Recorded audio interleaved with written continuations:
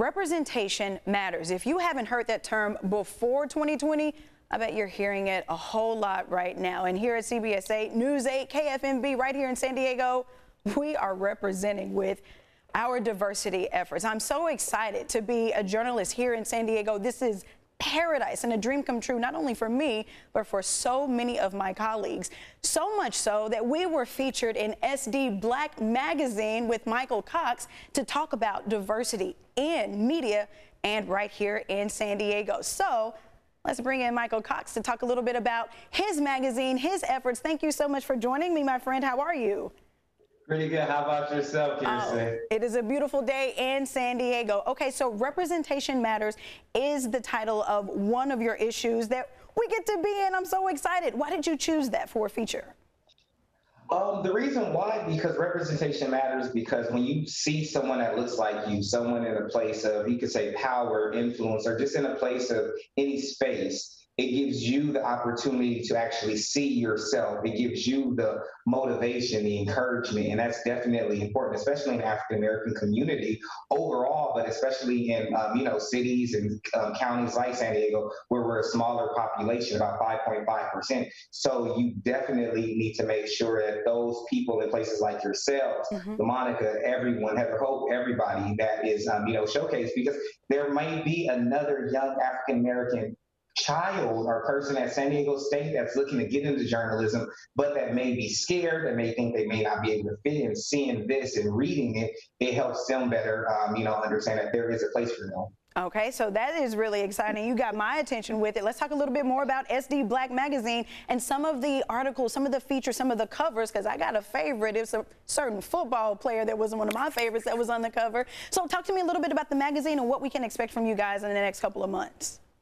In the next couple months, we have our August issue that you are in. It's great. It's all about hip hop culture representation in that place, because sometimes we actually neglect that until it's popular. So on the show, we have emerging artists. We have some R&B local artists. It's beautiful. And then our September issue is coming out soon, and that's one. It's all about the Afro-Latino experience, because we want to show that we're not monolithic and that you can have a great time seeing all the diversity in our social and cultural historical perspectives as African-American, are actually just the whole African diaspora thing going on, you know what I mean? And so when we have our October issue, that's Blurred, Black, Science, Technology, Medicine. We have Victor Glover, the Black astronaut, on the cover, so that's awesome. We have our November, which is our holiday issue. I call it Invite You to the Cookout. So you're getting recipes, you're getting, tutorials, you're getting even holiday design guides from a lot of amazing African Americans. And then our December issue is our Black Influence, which is about high profile, showing you that you too can be in that place of power one day.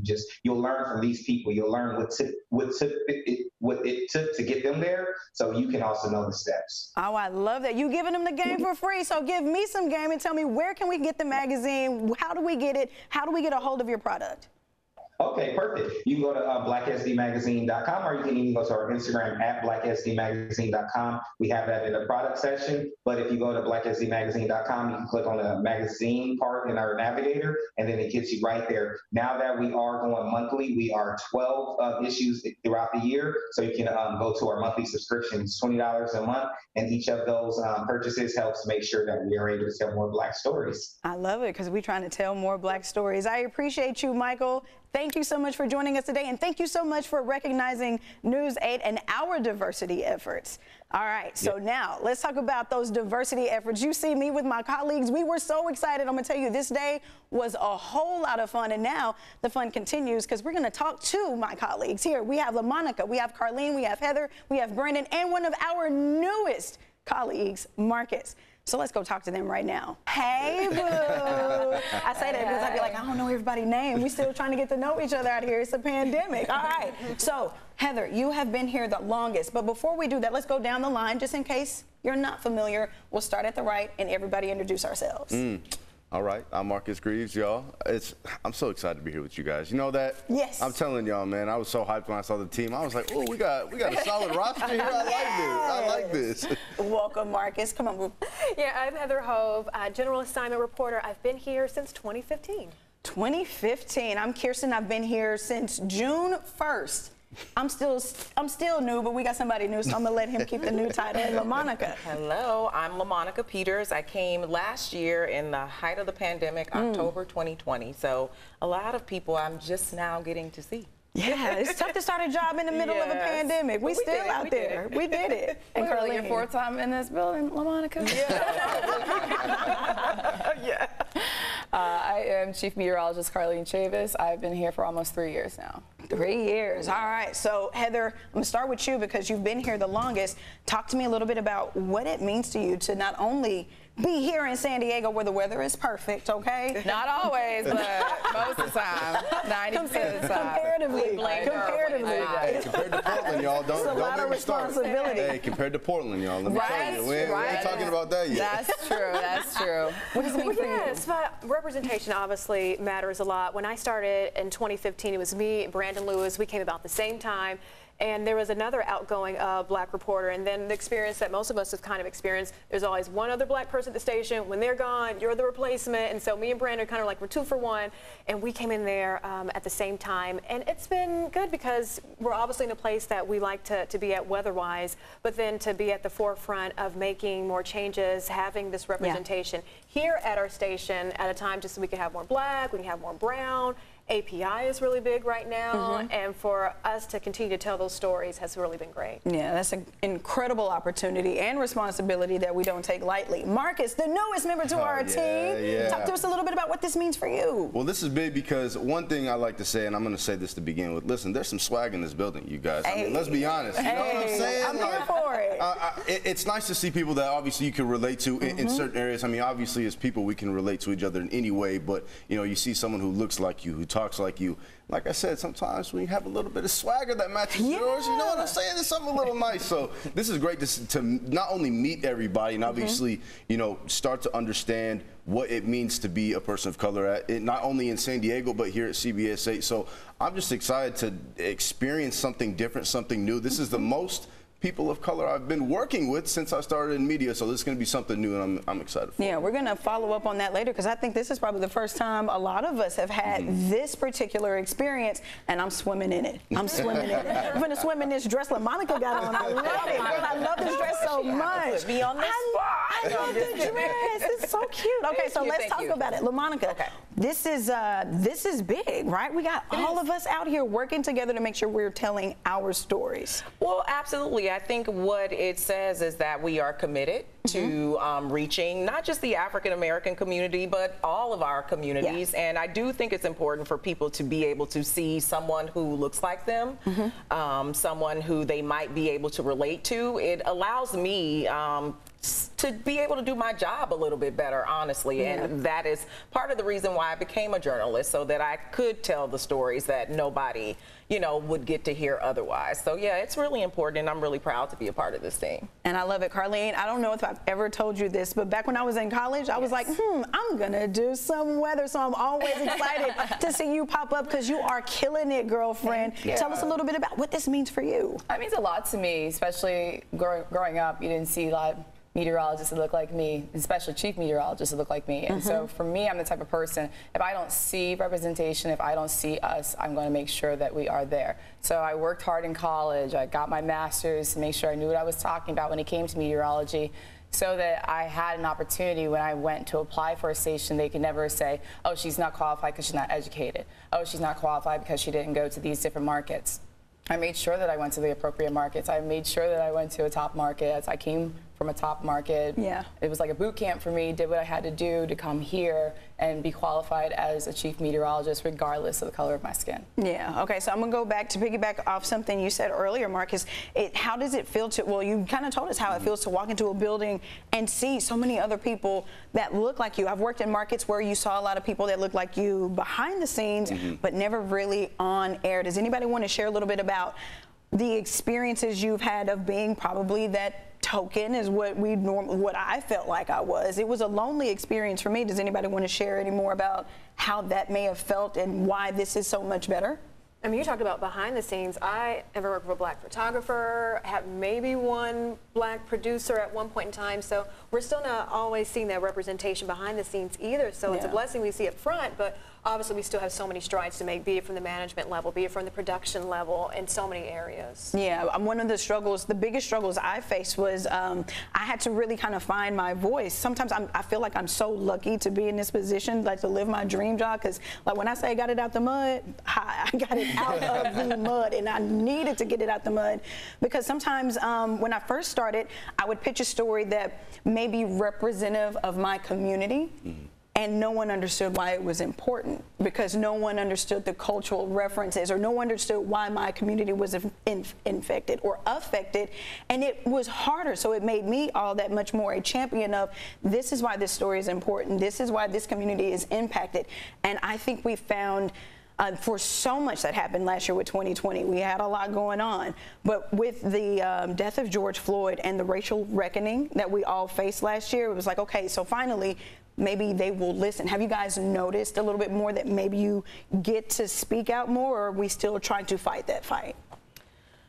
Well, I'm not sure. I think I'm sure all of that plays a role, but I just feel like it starts at the top. And when you have management or leadership who gets it and understands, which I feel like we do here at CBS 8, you know, you're able to do it. So I don't know if it's the racial reckoning, or if it's just we have leadership who understands what, you know, what the goal is, and is committed to it, and gives you the freedom to be able to do, you know, those types of stories. So I'm not really sure why. I just know that it is, and I'm happy about it. Yeah, good. And I think when I talk to, you know, we have our NABJ, we have a local chapter of SDABJ. Those things are hard, and sometimes it's maybe they start to get it after the tragedy that was George Floyd, or maybe they don't get it. And sometimes I think, I don't know if placating is the right word, but they're going to show face until this trend. Because does anybody else kind of feel like it's a trend? Am I the only one that feels like that's the vibe sometimes? No. Maybe not here, but I feel like a lot of stations are jumping on this trend of like, oh, let's put this out there. Am I the only one that feels like that? Diversity. I mean, you see it in Target. You see it in different stores, different places. Like everything is super big on this diversity push, which is a good reason. I mean, I know what Monica's saying. We don't know what the motives necessarily are, but anything to get more experiences, more voices told, more voices heard. That's like what we're going for. Yeah. Okay. So, Karlene, I want to come to you and talk a little bit about like what was your experience like since you've been here. Again, you said you grew up, you had never seen a chief meteorologist, and then you became like the dream. You became your dream. How does that feel for you? It feels good. Talking about being a token, I've been the first in most of my stations I've been with. Palm Springs, there was another meteorologist, and so she was at a competing station, but like I was the first at my station. And I remember somebody actually came up to me, it was a white man. I was getting my tires changed, and she had, our stations have, like her station brought my station out.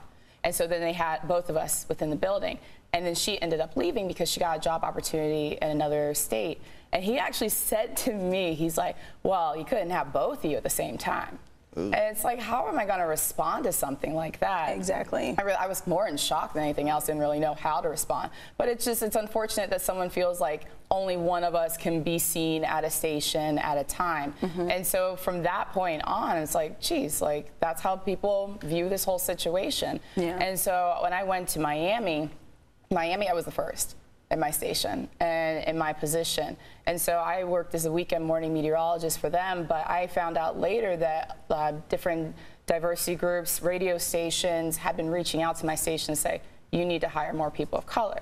And so they ended up hiring me. I was also qualified for the position as well. But even coming here to CBS, I did ask the news director at the time, I said, are you sure you are ready to put me in a position like this? Because not only am I the first female chief meteorologist, I'm also the first black female. chief meteorologist. So I asked him, and he said yes.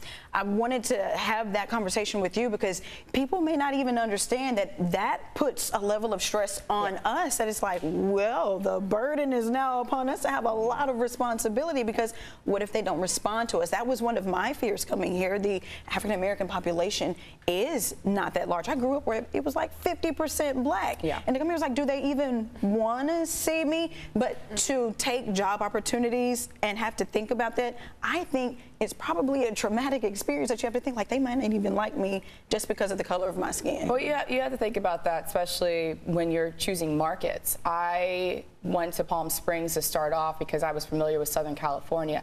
I know a lot of people who are hesitant to go to certain parts of the South because they're like, I want to look up and see people that look like me, or am I going to be well respected? I actually turned down a job in a top market because of a friend of mine telling me, and people don't realize that she's really light. And so she passes for white. Yep. She was telling me, do not take a job at that station or that market because you're not going to be well received. Yeah. And she's like, I sense a lot of racism living here, and it's somewhere in the Northeast. And she said, don't do it. And it ended up being, to me, the best decision that I ever made. Yeah. And it was just unfortunate because it was still a top market, but at the same time, I'm like, I got to think about things like that. I got to think about how many black people live in that community. I got to think about what representation. There you go. I can't get that word out. But also reputation that the place has, and whether or not it's known for being kind of a racist. I've had that experience where I worked at a station where it was definitely like that, and other people in the market, if they were lighter, they just, the term we called it, passed, and they would pass, and they were not public that they were black because it was a market where they may face some racism. Anybody else look at it like, okay, how often does race or who you are culturally, how often does that play a role in your storytelling?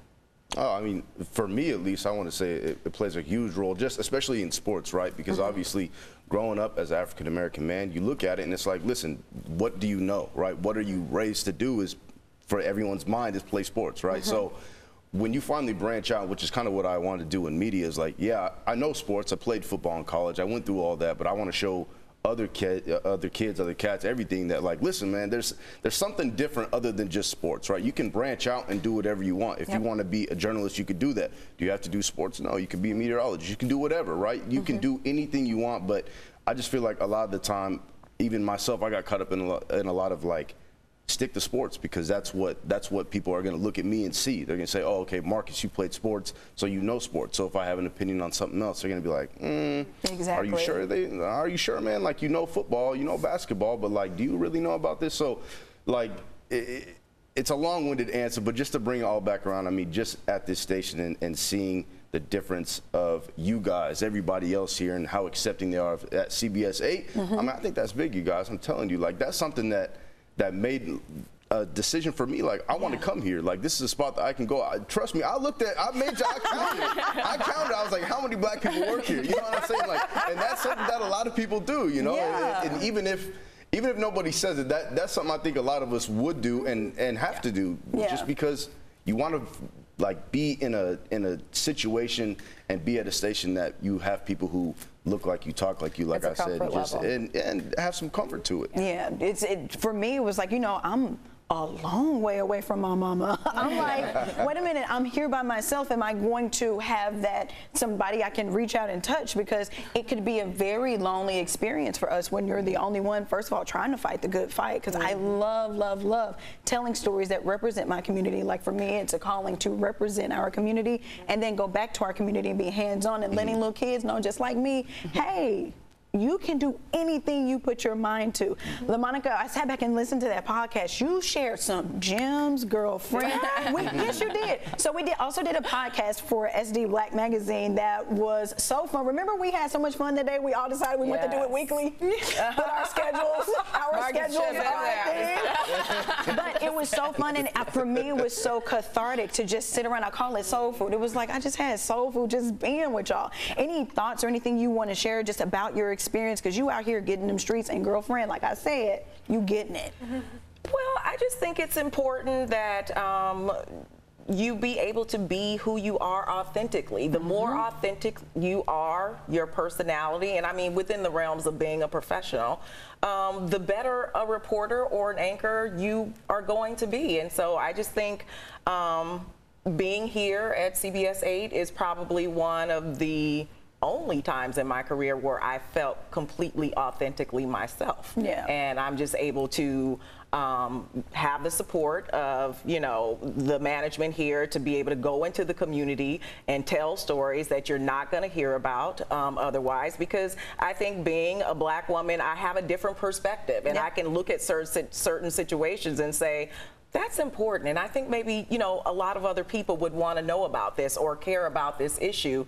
And so that's what I do. I just kind of use my own perspective. Not that I'm telling the story from my perspective, but when I'm looking for stories, I can kind of zoom in on what's important and why, and be able to convey that to our viewers. Yeah, I love it. I love it. All right, so I'm going to say this right here because I've had to have this conversation with some managers across the board. Sometimes this is an incredibly uncomfortable situation to talk about race and its implications and the experience that we have as minorities or Black people in media is so personal. So it's like, so it's like, I want to thank you all so much for being brave enough to come up and be like, I'm going to share and, you know, hang out with Keristen on my day off or before I start my lunch shift, or, you know, before I start my shift. I appreciate you guys. Are there any final thoughts? Anything else anybody wants to add? Anything else people want to know? Because I could talk all day, but it's my day off. It's my day off, you know. I know. I just want to say that although there is a small, I want to say maybe 6% population of African Americans in San Diego, when I got here, it was literally one of the warmest welcomes I've ever had in my career. And so people saying, hey, we see you and we appreciate you, means a lot. And it makes you want to work hard. It makes you want to represent your station. You know, hopefully they'll tune in because we're here and they're paying attention. And I just wanted to be clear that just because you know, the population is small, it doesn't mean that they shouldn't be served. And I also believe that they're not the only ones who want to see us. You don't have to be African American to watch me. You know what I mean? I'm still serving you as well. So it's important that that managers and, you know, people who run newsrooms understand that it's good for all of us. You know, to see different people on air or have them behind the scenes. I think it just makes us more well-rounded. We tell fuller, richer stories, and so, you know, it's important that we have that for everybody, not just the community that I'm a part of. And there's so much diversity here, so it's like, you know, we got so many opportunities to be diverse. Any final thoughts, Karlene? Actually, just kind of what LaMonica said, you don't have to be Black to want to see some sort of change and see representation of different, not just Black people, brown people, you're talking about Asians, talking about Native American people, just seeing that type of representation on TV and your local news. And I've been well received by our community here as well as people who don't look like me. And different age range too. Oh my gosh, and that's been so cool. They're just like, people have sent me responses saying it's about time. And it could be, and some of them do tell me like, I'm an older white woman in San Diego. I'm just like, you didn't have to tell me all that. We love our seniors. They reach out to us all the time. I'm like, you didn't have to tell me all that, but thank you. Like, I appreciate it. And like, a lot of them do put like what they are, like what they identify as. And I'm like, that's cool. It's cool. But even on social media, it's just the different spectrum of people. And they're just like, we just love seeing you on TV. You have a great personality. And it's also nice to see that you are representing for your community. What about you? Final thoughts? Yes, I mean, how epic it is to have not just 5 of us for one single station, and then like 6 of us company-wide. So this is huge, not only for our station, but for our market and for Southern California, for the state of California, but to have this much representation. We're all in different shifts and different capacities here at the station. So this is a lot all at once. And when we got you, we got Marcus, we're like, wait a minute, like we so we're really filling out the roster here. So it's definitely a lot of us in this magnitude to be here at this time, in this moment, for all of us to be here, just sharing in this and continuing to share our experiences is amazing. I love it. And now you see a little bit why representation matters so much, not only to me, but to all of us, and hopefully to all of you. Thank you so much for watching. For all of us, I'm messing my words up now. 3, 2, 1. And now you see it. Representation matters so much. For me, it's been life-changing. From all of us, thank you so much for taking the time out of your day to watch. We hope to hear from you. Give us some feedback. Let us know how we can better serve you. We're listening. Thanks for watching.